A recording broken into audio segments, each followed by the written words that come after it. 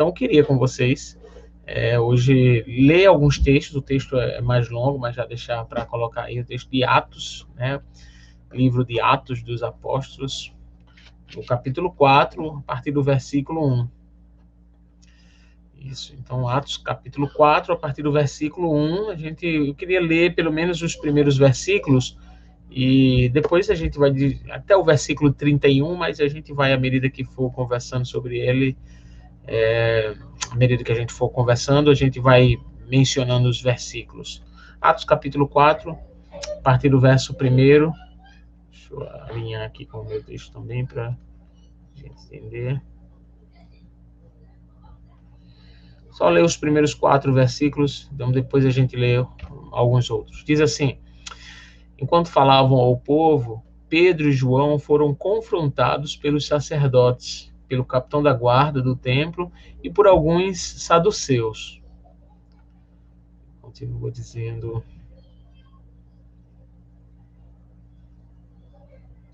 os líderes estavam muito perturbados porque Pedro e João ensinavam ao povo que em Jesus há ressurreição dos mortos. Eles os prenderam e, como já anoitecia, os colocaram na prisão até a manhã seguinte. É o 4. Muitos que tinham ouvido a mensagem creram, totalizando agora cerca de 5.000 homens. Até aí a gente ainda continua e vai mencionar outros versículos desse capítulo 4, não é? A gente está conversando, né, pelo menos assim, conversando hoje, pensando sobre coragem para falar. Deixa eu te perguntar uma coisa sobre testemunhar, sobre falar de Cristo. Já faltou coragem para você, né, para falar de Cristo? Eu tenho me sentido muito à vontade de compartilhar com vocês algumas coisas e, por exemplo, eu já tive alguns ímpetos na minha vida de muita coragem para onde passar e falar de Jesus, sentar com a pessoa, tal. E eu também já tive alguns momentos onde faltou coragem, fiquei preocupado, achava que não era um bom momento, eu não deveria fazer aquilo, mas na verdade eu estava meio receoso mesmo de chegar e de compartilhar um pouco do evangelho com alguém. Muitos irmãos que eu tenho conversado, eles também relatam algo parecido. Olha, já tive um momento, sobretudo no início da fé, depois eu fui meio que esfriando e teve momentos que eu não tinha coragem de falar ou não sabia falar. Não sei se você já teve essa experiência de faltar coragem de falar por alguns motivos, não é?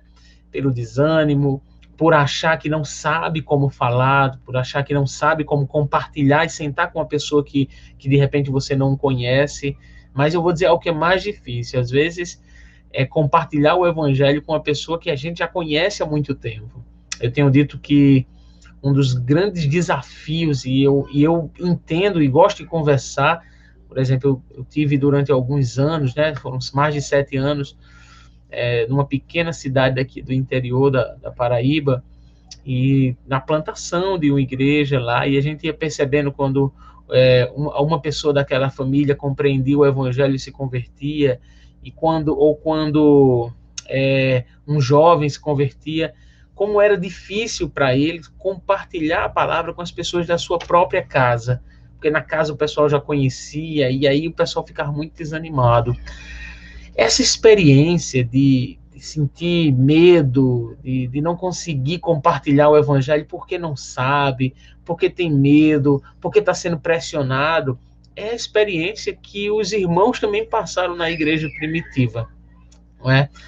E esses irmãos aprenderam com os apóstolos e foram auxiliados pelo Espírito de Deus, que a gente vai compartilhar agora, para ganharem coragem para compartilhar o evangelho.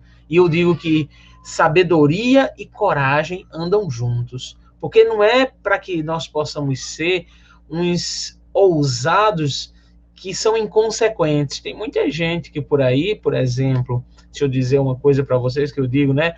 O que precisamos ser convenientes e educados, não é? Em alguns momentos. Eu não acredito que seja conveniente alguém que pega um carro de som e vai para frente de um hospital, e eu estou dizendo isso porque já vi isso, infelizmente, pega um carro de som, vai para frente de um hospital e começa a colocar um som bem alto para pregar o evangelho na frente de um hospital onde há um lugar que está precisando de silêncio. Então, a pessoa está pregando e meio que demonstrando uma coragem, mas está mostrando ao mesmo tempo uma incoerência muito grande de se fazer isso.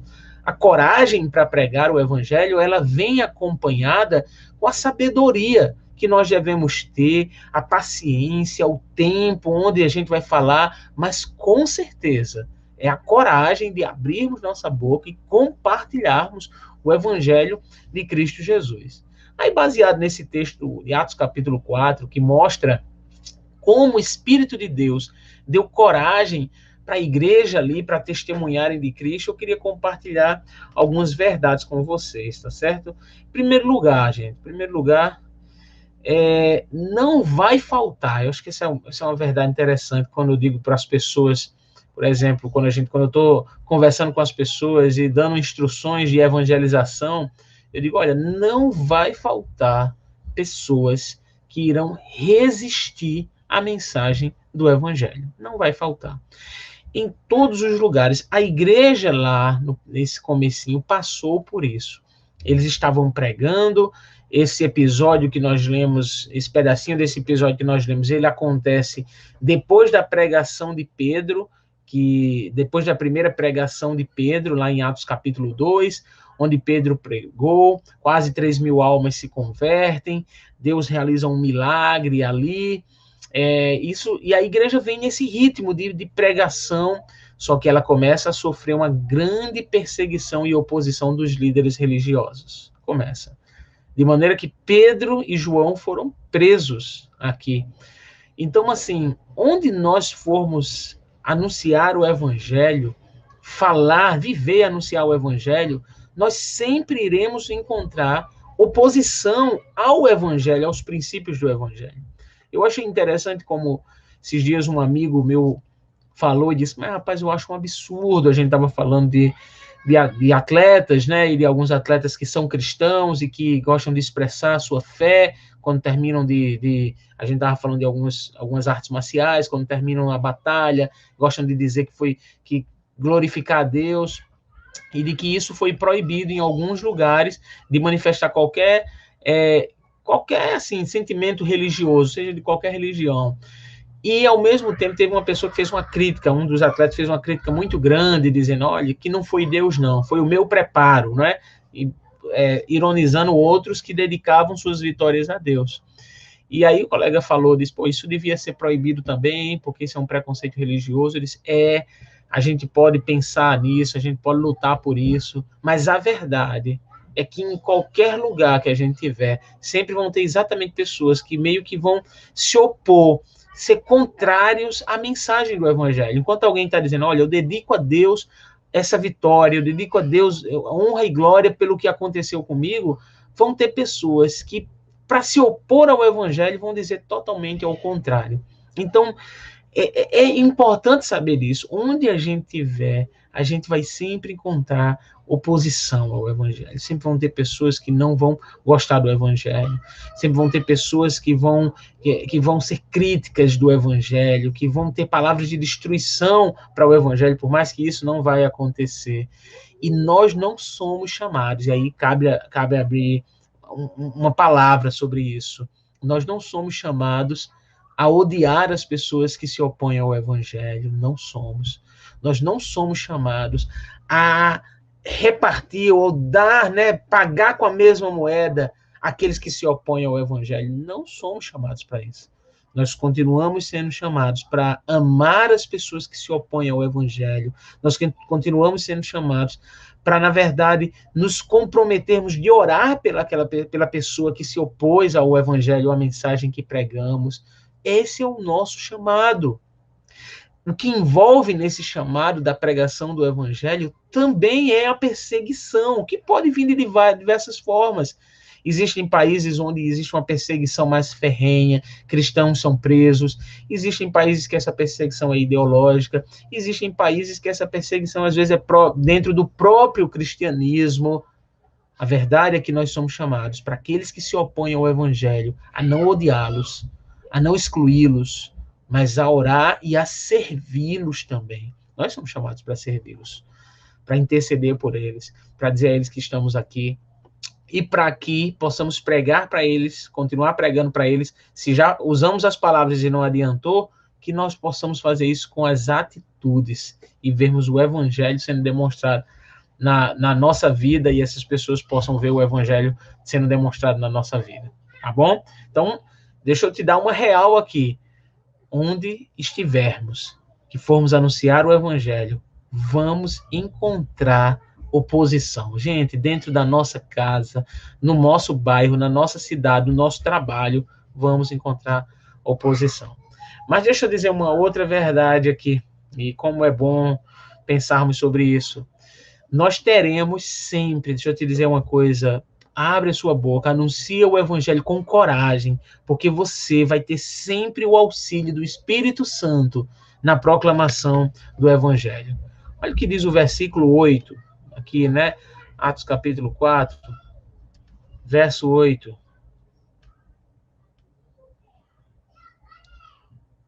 Na verdade, se der para botar o verso 7, Jonatas, eu agradeço. Eu estou com a minha Bíblia aberta aqui, mas já leio com o pessoal.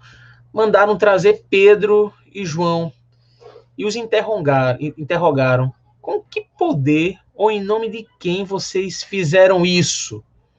E aí o 8, cheio do Espírito Santo, Pedro lhe respondeu. Aí ele vai dar uma resposta, autoridade e líderes do povo, e ele vai dar uma resposta, mas o que eu quero dar ênfase é: cheio do Espírito Santo, Pedro lhe respondeu. Deixa eu dizer algo que é importantíssimo.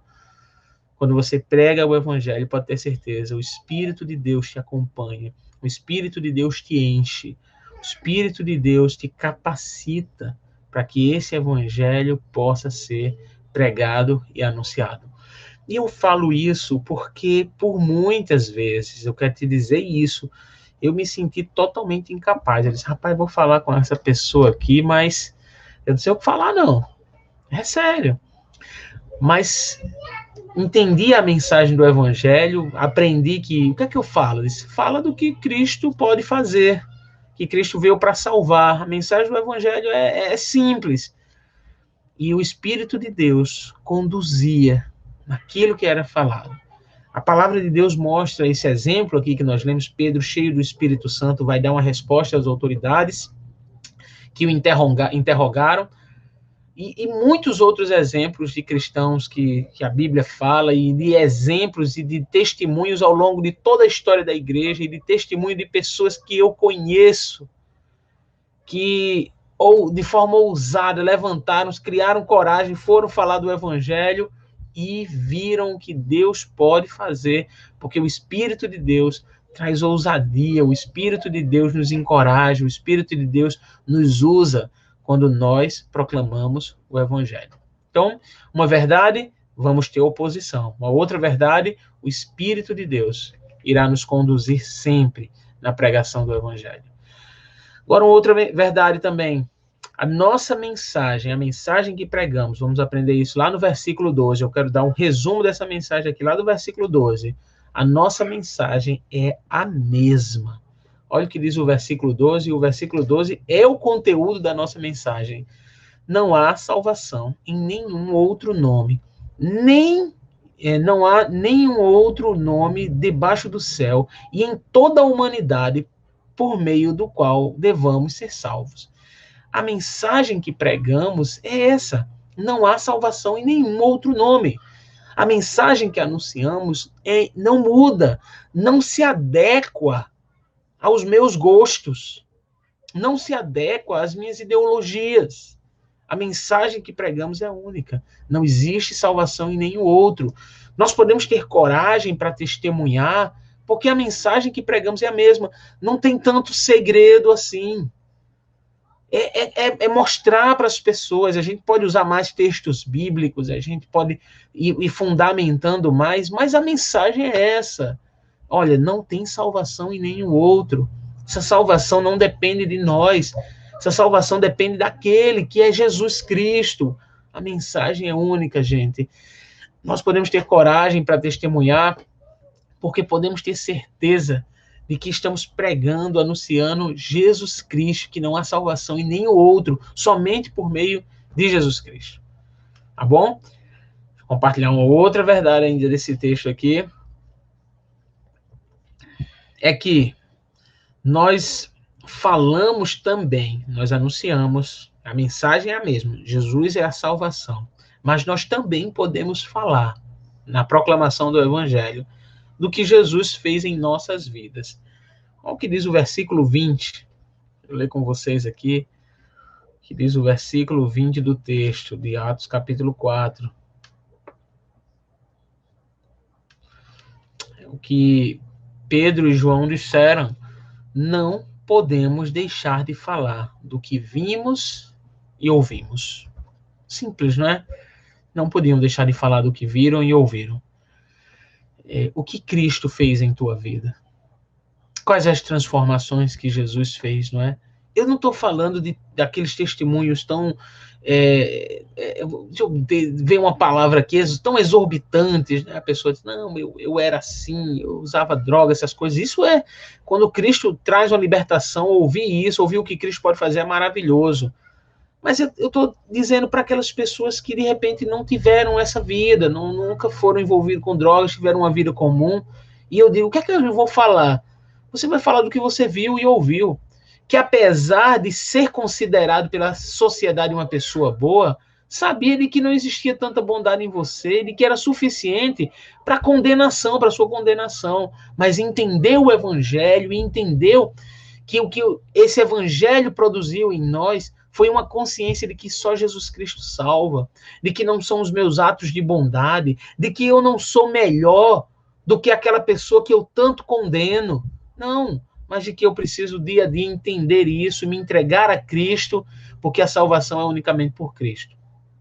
Nós podemos testemunhar, tem pessoas que dizem, poxa, eu não tenho um testemunho para dar, tem gente que diz quando vai falar de Jesus, eu não tenho um testemunho para dar, porque eu não passei por isso. Eu disse, claro que você tem. O testemunho que nós temos para dar é dizer para as pessoas que, olha, não importa o que a gente fez ou deixou de fazer, ninguém consegue salvar por si só, ninguém é bom o suficiente. Nós precisamos de Cristo Jesus, ser salvos por Cristo Jesus. Então, eu estou te dizendo isso porque eu escuto de pessoas que dizem assim, olha, eu ouvi um testemunho tão bacana, né? O cara passou por tanta coisa na vida, depois encontrou Cristo, e que bom que ele tem esse testemunho. Mas se você viveu a tua vida em casa, com a tua família, casou, e de repente não teve nada que seja, aos olhos da sociedade, algo que cause tanta atenção, mas pode ter certeza que você é alguém que foi alcançado por Cristo, que entendeu que o Evangelho produziu na sua vida essa consciência de que você não se salva por si só. E essa mensagem é a que nós temos que continuar pregando. Nós podemos falar do que Cristo fez nas nossas vidas. Nós podemos dizer para as pessoas, Cristo mudou a minha vida, que o Senhor me transformou, o Senhor me deu a consciência de que eu preciso dele, e nós podemos, a partir dessa mensagem, dizer para as pessoas, sim, o que Cristo Jesus fez por nossas vidas. Tá bom? Mas ainda queria compartilhar nesse texto, ainda outra verdade, e essa, poxa, como é interessante pensar nisso.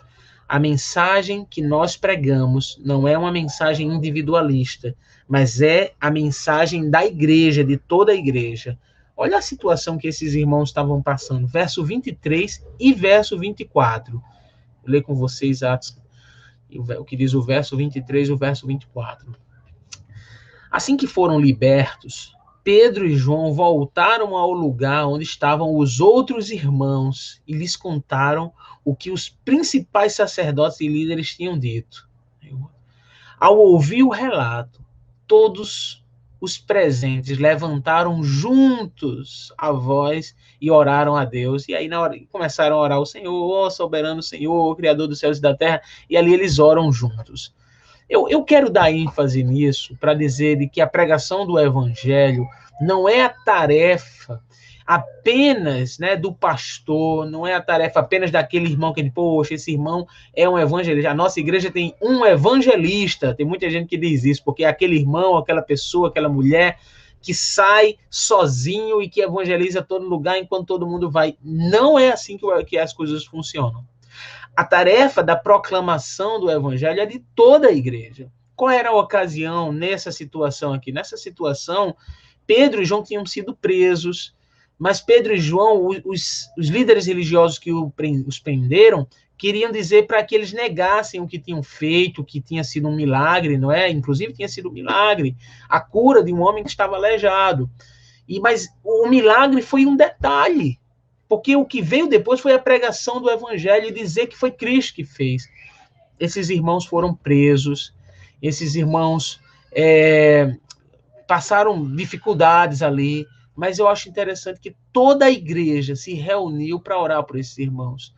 Meus irmãos, a pregação do evangelho, a proclamação do evangelho, não é a tarefa, como eu falei, de uma ou duas pessoas dentro de uma igreja local. É a tarefa de todos.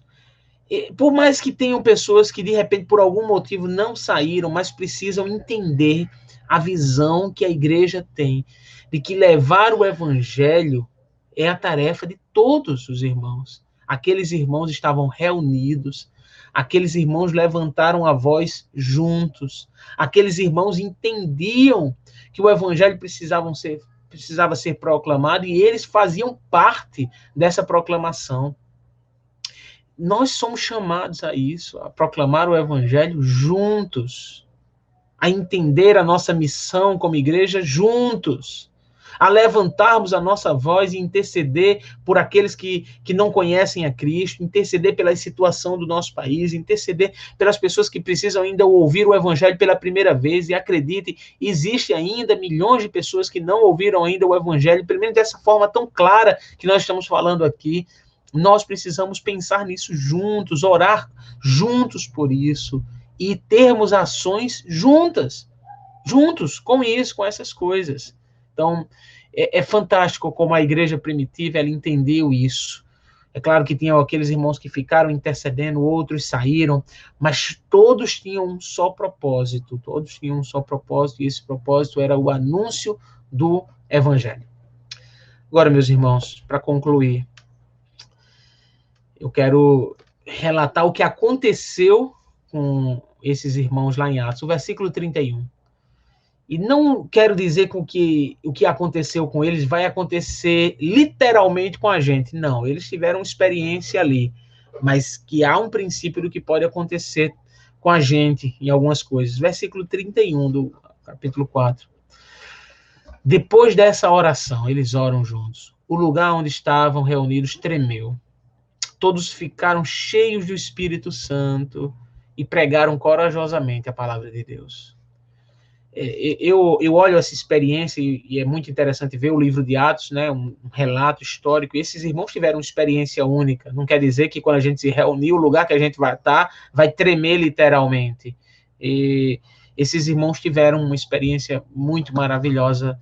Eles viram líderes da sua igreja serem presos, depois serem soltos, enquanto eles oravam por eles, depois voltaram, se alegraram juntos, e eles começaram a orar juntos, e o Senhor deu essa experiência para eles. Aquele lugar, houve algo que aconteceu ali. Mas o foco não está, tem muita gente que dá ênfase, né? O lugar tremeu. Isso não é a ênfase do texto. A ênfase é que aqueles irmãos, cheios do Espírito Santo, falaram corajosamente a pregação, o evangelho.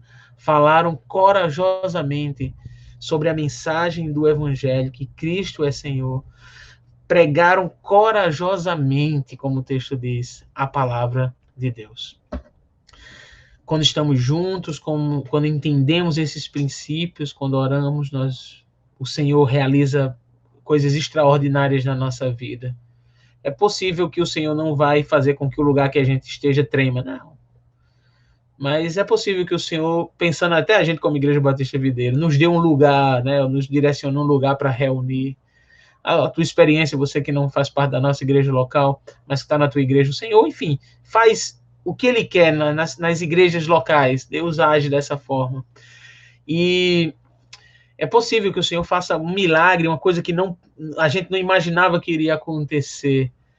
Mas o propósito de isso acontecer é que, cheios do Espírito Santo, nós possamos anunciar a palavra de Deus corajosamente. Coragem, o Senhor está conosco nesse anúncio da sua palavra.